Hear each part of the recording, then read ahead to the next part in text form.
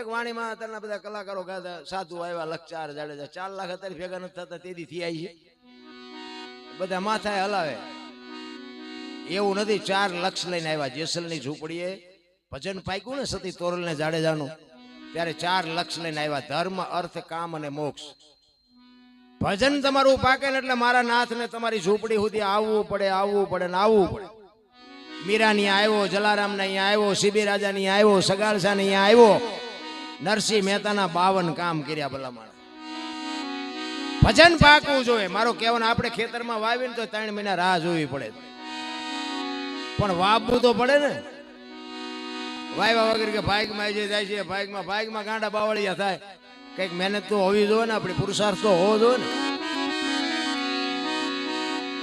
એટલે કહેવાનો મારો અર્થ એ છે કે જો સંતની એક વાણી એવું જેસલની વાણીમાં એવું કે સતી તોરલ ને જાડેજો બે જેથી વાય કે ગયા રસ્તામાં પ્રસંગ બન્યો તોરલ મુર્શિદ થઈ ગયા ગાંડી બાંધી અને જેસલ ગતમાં આવ્યા આખી ગત બેઠી છે ને પૂછે છે કે તમે આવ્યા ને તોરલ તો કે આ ગાંડીમાં છે બધું ગાડી ખોલી અને બાપુ બધા આરાધ કરે છે તોરલ જાગતા નથી પછી જાડેજો કે છે કે એક તારો લાવો મારી પાસે અને એ વખતે જેસલ વાણી કરે છે પીરજી પુકારે મુજા ભાવરા સતી તમારા ધર્મને સંભાળો પોતાના પૂન સિવાય પાર નહીં ગુરુ સિવાય મુક્તિ નહીં જો વાત ઉપર ધ્યાન આપજો સતી તમારા ધર્મને કીધું છે જાડેજાએ આપણો ધર્મ સંભાળો એમ નથી કીધું જો આજ મારા મારી છે બે ભેગા ભક્તિ કરતા એમ નો કે આપણો ધર્મ સંભાળો એમ સતી તમારા ધર્મને સંભાળો પોતાના પૂન સિવાય પાર નહીં ગુરુ સિવાય મુક્તિ નહીં આ અમે રાગડા તાણી છે ને કોઈને વેરાગ નથી લગાડવું આ તો અમે અમારા હાટું મથી છે અમે આખી રાતે રાડ્યું પાડીને અમે એને કે એકાદી રાડ મારા બાપ અમારી સાંભળજે આ તો ગંગા હાલી જાય પીવો નો પીવો તમારી મોજ બાકી લેવા જેવું છે એક લખી લેજો બાકી આ જિંદગી છે ને આ ચિઠ્ઠી ફાટીને એમ તમારી મારી ક્યારે ફાટી જાય ખબર નહીં પડે જેટલું કર્યું છે ને એટલું જ તમારી મારી ભેગું આવવાનું છે આપણા બૈરાન છોકરાની બધું છે ને આપણે ઊભું કર્યું છે ભગવાને આપણું બૈરું નથી મોકલાયું આપણે જ્યાં તો ઘોડે ચડીને આખું ગામ લઈ પછી બૈરું એ બૈરાને આપણે હાસવવું પડે બૈરું એમ કે તેલનો ડબ્બો ખૂટી લાવી દેવું પડે આપણે ઊભું કર્યું છે પણ આપણા નથી મગજમાં રાખવાનું છોકરા ને બૈરા આપણા છે તે નથી તે આ બે વાત મગજમાં હોવી જોઈએ અને કોઈના ભેગું મર્યું નથી હમણાં બેન કઈક કીધું તું ને આ ખોળિયામાં જીવ છે ને ત્યાં સુધીની આ બધી મજા છે કોઈ નહીં કે આને 2 દી રહેવાય દો કાઢો ઘરના છે ને ઈ પેલા ઉતાવળ કરશે ગામ ખાધા ભેગું થાય ને ગામ આમ થાય ને ગામ ફલાણું આમ થાય ને ઢુકડું કોકને ધંધે જવું હોય ને કોકને આમ હોય એટલે પણ આટલી જ વાર છે આની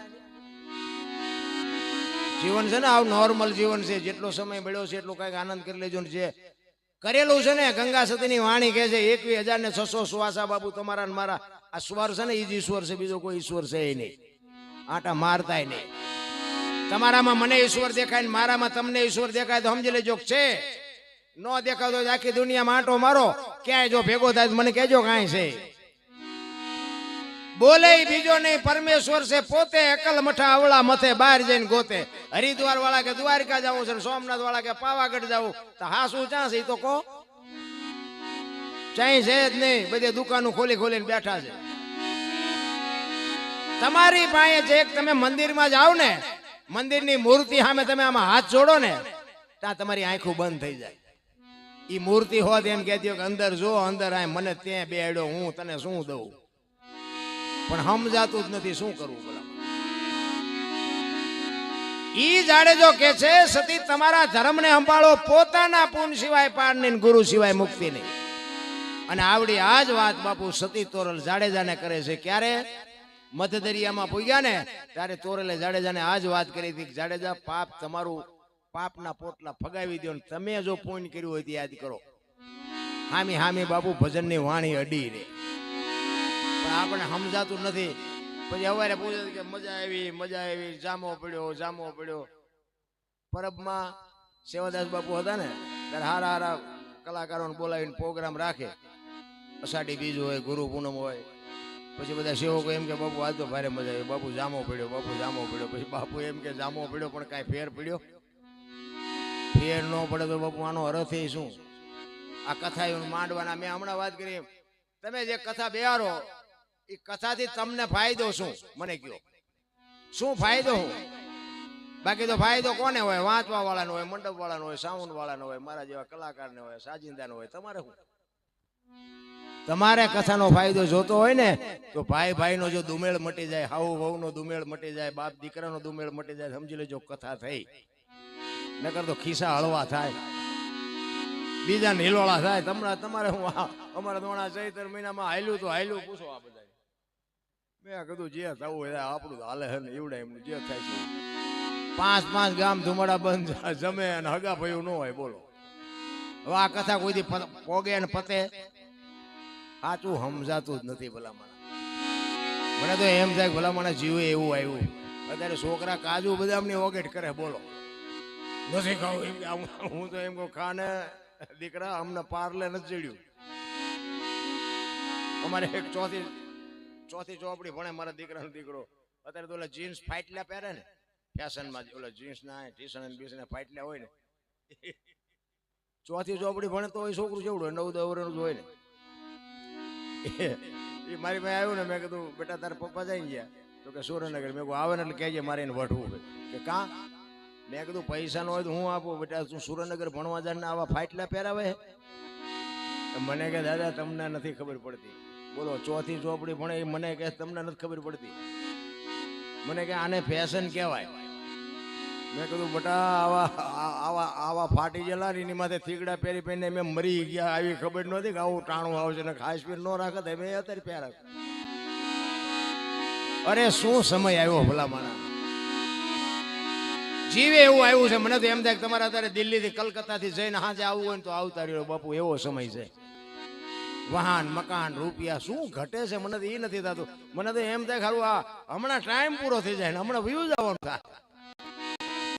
કાંઈક સમય મળ્યો છે કે ગંગા સતીએ બાપુ કીધું કે શ્વાસા છે ને આપણા, એ શ્વાસા અરે સુરતા લગાડવાની છે, બીજું કઈ કરવાનું નથી. રામ એટલા માટે એ રામલો બાપુ એના ગુરુ મહારાજને કહે છે કે હવે હું મારા ચામડાના જોડા કરીને તમને પહેરાવું ને બાપુ તોય હું તમારા ગુણમાંથી છૂટી હતું એમ નથી બાપુ. જે બાપુ મહાપુરુષોને જે અનુભવ થયા છે ને એ તો શું આપણે વાત કરીએ ભલામણ. એટલે કે સવારામ બાપાથી એને બહુ વર્ષો નથી થયા. આ પીપળી આજે બાપુ જો આ ધર્મના વાવટા ફરકે હજારો માણા હરિહર કરે છે. કેવું ભજન કર્યું છે. બજાણાની જેલમાં સવારામ બાપાને જબુમાને બેને પૂરે મોલે સલામ દરબાર બજાણાના. અને એ વખતે જબુમા બાપુ સવારામ બાપાને કહે છે કે મીરાનું કામ કર્યું, નરસિંહનું કામ કર્યું ને આજ જો આ મારો નાથ આમાંથી નહીં કટવે તો દુનિયા શું આપણી માથે વિતાડશે. તેથી જબુમાં વાણી કરે, ખોટલ રે પોરો ને વધ્યો ખઈ દુનિયા બતાવે અમને ડારો. એ મારા નાથ, અમે આ ભજનના માર્ગે સીડ્યા ઈ અમારો ગુનો. ભક્તિ કરવામાં જો આવી જેલું પડે તો કાલ દુનિયા કોણ ભક્તિ કરશે. અને હળાહળ કળિયુગમાં બાપુ બજાણાની જેલના તાળા તોડ્યા. તમે વિચાર કરો કે આ કયું ભજન કર્યું છે.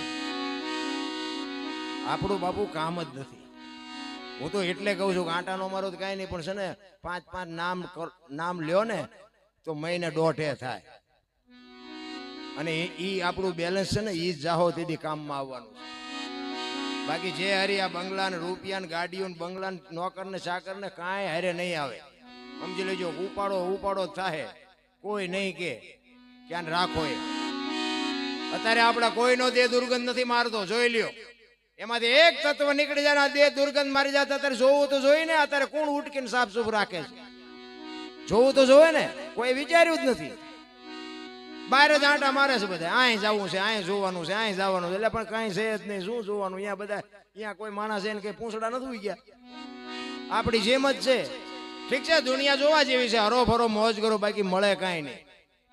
મેં 20 વર્ષ ઘટારો હાંકીને આખી દુનિયા રખડી આવ્યો, કાંઈ છે નહીં. લાવો જ કરે બધા. તમને મળે તમારા ઘરેથી શું કામ? તમે ગમે ત્યાં ગયા હોય ને 2 દી 5 દી થાય ને તરત જ ઘર સાંભળે. પછી ભલે ઝૂંપડામાં રહેતા હોય, ઘર છે ને ઈ જ મંદિર છે. ઈ તો આ દીકરીઓને ધન્યવાદ દઉં કે બાપુ પારકા પોતાના કરે, આપણને 3 દી નો હોરવે. દીકરીઓનું છે ને સમર્પણ છે, ત્યાગ છે. તમે એનું શું ત્યાગ કરવાના? 18 વર્ષ સુધી બાપના ઘરે દીકરી રહી હોય અને પછી બાપુ દીકરીના લગ્ન કરે ને, હડપ કાંચળી ઉતારીને વ્યો જાય એમ દીકરી વહી જાય. આ ઘર મારું નથી દીકરી કહી શકે. 50 વીઘા જમીન હોય, 2 દીકરા હોય ને 1 દીકરી હોય, 25 વીઘાના 2 જ ભાગ પડે. દીકરીનો કેમ ભાગ નથી પડતો? અને દીકરી કોઈ દી કોર્ટે સડીને કીધું કે મારા બાપાએ મને કઈ આપ્યું નથી. આને સમર્પણ કહેવાય. આપણે લઈ લઈને મલકના બૂસ મારી દઈએ એને સમર્પણ ન કહેવાય. ત્યાગ છે દીકરીનો. મારો કહેવાનો એક સંત અને એક દીકરી બાપુ આ બે ત્યાગ કરે. ધોમ સાહેબીમાં ઉછરી હોય ને દીકરી અને હાહરિયામાં જ્યાં પછી સોકડીઓ ગાળતી હોય ને એનો બાપ નીકળે કે બેટા કેમ છો? બાપા અમે બધા મજામાં છીએ. મારા બાને કહેજો મારી ચિંતા ન કરી. આ દીકરી કહીએ કે તમારી મારી તાકાત બારની વાત છે. અત્યારે જોવો તો આમ તમે આ રામાયણ, રામચંદ્ર પરમાત્મા વનમાં ગયા ને બાપુ, અયોધ્યાની ગાદીનો કોઈ ધણી નહોતો. વિચાર કરજો, નોખી માયુના છોકરા હતા. નગર અયોધ્યાની ગાદી એટલે દશરથ તારો દરબાર, ઇન્દ્ર જેની આશા કરે. તેથી ભાઈઓ વિનાનું ભેકાર કડવું લાગે કાગડા. લક્ષ્મણજી કે મારે નથી જોતી, ભરત કે મારે નથી જોતી. અયોધ્યાની ગાદી એટલે ઈ ગાદી બાકસના ખોખા ઘોડે રખડતી હતી. કોઈ ધણી નહોતો. ભલા નોખી માયુના છોકરાનો જો આટલો રાગ હોય અને એક માના 2 છોકરા હોય ને હામા ખૂંટિયા કાતરે એમ કાતરતા હોય આપણે અંદર ખાલી રામાયણ ચા જઈ. એક વેચ જમીન હાટું હગો ભાઈ હગા ભાઈ મારી નાખે. તમારા મારા અનુભવની વાત કરું. એક જાય ઉપર અને એક જાય જેલમાં. જમીન ન્યા પડી હોય. એટલે મહાપુરુષો કીધું ધરતી રાજા રામની કોઈની પૂરી કરી નહીં આજ. આની માથે કંઈક રાણા રમી ગયા ને કંઈક વિયાઈ ગયા નિરાશ. ઈ જેલમાં ગયો એની પછી ખબર કાઢવા જાવ એટલે શું કે ઓલું 50 વીઘાનું રહ્યું જાય ભલે જાય પણ મને બારો કટાવો તા વેચ જવા દીધી હોત તો તારે મોડું થઈ ગયું હોય. આ મહાભારત છે ને છોડી ન હોય કે એટલે મહાભારત થયું. મહાપુરુષો કે છે જોવું હોય તો રામાયણમાં જોવો. કેવા ભાઈ હોય, કેવા મા બાપ હોય, કેવી દીકરી હોય, કેવી પત્ની હોય, જોઈ લ્યો રામાયણમાં. અને રડેલું ન ખાવું હોય જોવો મહાભારતમાં. શું એમાં ઘટતું હતું? હસ્તિનાપુરની ગાદીમાં શું ઘટતું હતું? અંદરો અંદર પતી ગયા. એટલે જ હું એમ કહું છું કુટુંબની છે ને બાપુ, કુટુંબ પરિવારની એકતા રાખજો. બધા હરખા બુદ્ધિશાળી ન હોય, બધા હરખા કમાતા ન હોય. એક કઠિયારો કુવાડા ટીપાવી નીકળ્યો ને, જંગલના ઝાડવા રોવા માંડ્યા. મોટા ઝાડવા હતા એને કીધું એટલે હું કામ રોવો? એ કે ઓલો કઠિયારો કુવાડા ટીપાવી ગયો ને વહેલો મોડો મને કાપી નાખશે. ત્યારે વૃદ્ધ ઝાડવાએ બહુ સરસ જવાબ આપ્યો હતો.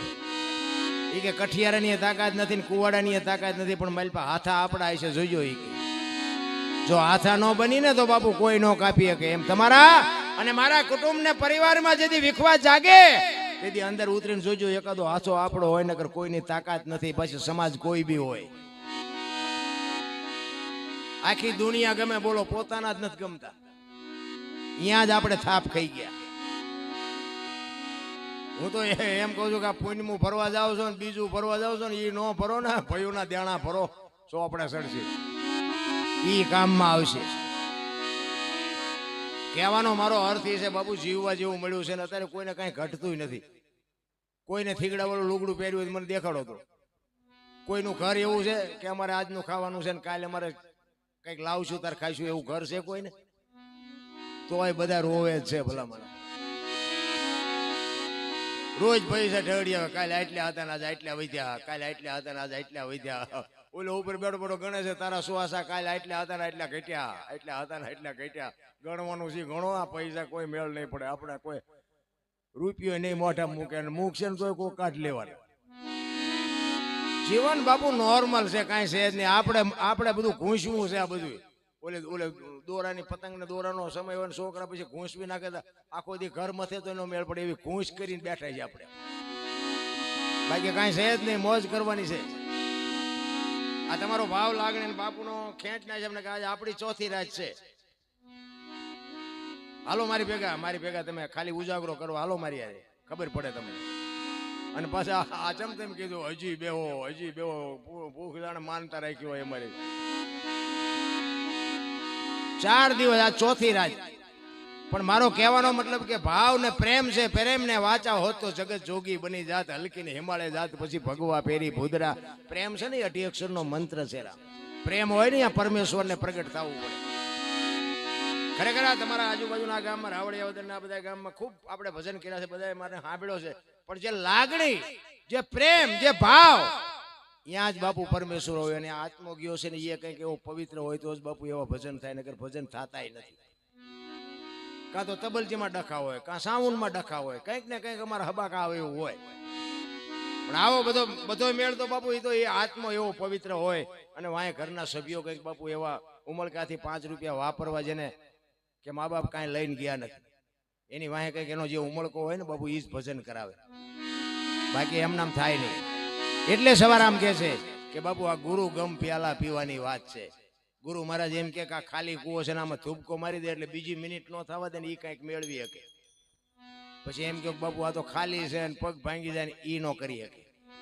એટલે જ એને કે સંતોના શબ્દો છે, અગમ ને અગોચર ને અલખ ધણી ને આ બધું શું છે? તમારા સદગુરુ હોય તો પૂછ્યો, અને આ પૂછવા જેવું છે ને આ કંઈક આપણા જીવનમાં ઉપયોગી થાય એવું છે. મારું નામ અનોપસી છે, પણ બાપુ આંગળી મૂકીને તમે મને બતાવો તો અનોપસી ક્યાં છે? આ છાતી ના ગાલ ને કપાળ ને માથું તો અનોપસી ક્યાં? ગોતવાનું ઈ છે. એટલે સવારે અમે કીધું કે તમારું નામ તમારા ઠામમાં છે ને તમારા ઠામમાં તમારું નામ છે.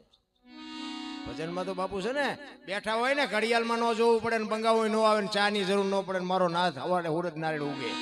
ભજનમાં જો બેઠા હોય તો અલખ અલખ આખી દુનિયા કરે છે. અલખ એટલે લખાય નહીં, એને અલખ કહેવાય, લખી ન હકાય. આ જો કઈ બોલ્યા જેવું જ નથી. બોલાય ને તો લખાય, લખાય તો દેખાય ને દેખાય તો વંચાય. આ એવી વાત નથી. કારણ કે તમે 5 લાખ ખર્ચો ને બાપુ અમુક વાતો તમને ક્યાંય ન સાંભળવા મળે, એ આપણી ગેરંટી. આ તો અમારા ગુરુ મહારાજ ને ઓળખે છે. મારો ગુરુ એવો સમર્થ હતો ભાઈ, અને એવા સમર્થ માણા વગર બાપુ કાંઈ ન મળે. મોંઘું લેવાય પણ સારું લેવાય, સારી દુકાને જ લેવાય, ભલે ઓછું આવે. સંતોનો સિદ્ધાંત છે. અલગ છે ને ઈ બોલાય ને બોલાય તો લખાય ને લખાય તો દેખાય ને દેખાય તો વંચાય. આની ખબર કેમ પડે? એક તેલનો ડબ્બો લઈને કોઈ માણસ આવતો હોય ને એને તમે પૂછો કે તેલના ડબ્બાના શું ભાવ? ઈ કે 2000. હવે તેલના છે 2000 કે ડબ્બાના?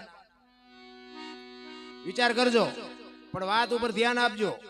કિંમત તેલની છે, પણ તેલ ડબ્બા વગર રહે નહીં. ડબ્બાના ભલે 20 આવે, ડબ્બા વગર તેલ નો રહે. એમાં દેહ છે ને, દેહની કોઈ કિંમત નથી. આ દેહને દુનિયા દિવાળી જ મૂકવાની છે, પણ આ દેહ વગર ભજન ન થાય. લખી લેજો તમે. અને તેલ કપાસિયાનું હોય, સિંગ તેલ હોય, પામોલીનું હોય, જે હોય ને લખાય ડબ્બા ઉપર, તેલ ઉપર ન લખાય. એને અલગ કહેવાય. અલગ છે ને આખી વસ્તુ છે બધી. અમુક વાતો બાપુ છે ને નથી સમજાય એવું જ નથી. બધું ઘટપટું છે, આ બધું ઘૂંસ છે એમ તો. બાકી શબ્દો છે ને મહાપુરુષો મૂક્યા છે. આમાં તો બીડીઓ ઠૂંઠા વીણતા થઈ જાવ. માથે એવો ધણી ન હોય તો બાપુ પતે એવું નથી. અમરનગરમાં તમે દેખ્યા ને ભૂલી ગઈ દેહનું ભાના, દેહની દશા મટી જવી જોવે. હું દરબાર ને હું કોળી ને હું પટેલ ને હું ભરવાડ ને બધા હોની નાચ ચાલીને બેઠા છે. ને શું આમાં ફેર શું છે? આમાં બધી જ્ઞાતિના છે. આમાં મને આમાં આંગળી મૂકીને કોઈ કહી શકે કે આ કોળી છે ને આ પટેલ છે ને આ ભરવાડ છે? કહી શકે કોઈ? ઈશ્વરે બનાવવામાં ક્યાંય મને ફેરફાર હોય તો મને દેખાડો. તો તમે શું બાયું સડાવો? બધા ઓલા અત્યારે હમણાં ઓલું ઊંસાનું નિશાનું બોલે, અમે તમારા કરતા ઊંસા, ઓલા કે તમે અમારા કરતા નિશાન. એટલે આ ભાઈ બધા ઊંસા છો, કોઈ નિશાન નથી. બધા તમે બધા મોટા જ છો. અમને જેટલા કે દરબાર હોય તારે ઘરનો, હા તો અમારા ઘરના, તમારે ઘરે તમારે ક્યાં આવવાનું? શું બાજવા બેવું? ને હું તો એમ કહું છું કે 18 ને ભેગા બોલાવો અને એક હોડીમાં બેહારો, એક એક ને બોલાવી અને હોડી દરિયામાં વહેતી કરો ને ખીલી જાય એટલું ફાંકું પાડો. પાણી કાઢવાની મહેનત બધા હરખી જ કરે. શું કામ બુડે છે? એ પછી દરબાર હોય એમ ન કે નથી કાઢું, કાઢો ને મરશું. બુડે પછી એક થવું તે પેલા થાવ ને